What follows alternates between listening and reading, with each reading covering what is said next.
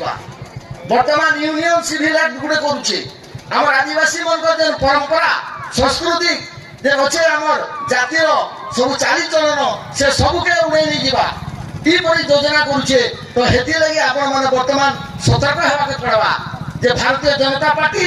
आम लोक मन तो ठगुचे आम आदिवासी मन विशेष हक मारवा लगी जाउचे जंगल जमी तो किसी कला नहीं अन्य जेते अच्छे आम एट्रोसिटी एक्ट कोहल करदेला आम आदिवासी मन को से हत्याकारी है तेणुक भारतीय जनता पार्टी के आम आदिवासी मैंने विशेष चिन्हवा कथा तत्संगे संगे अन्य भाई मैंने भी जानवा कथा जे कि आमको भारतीय जनता पार्टी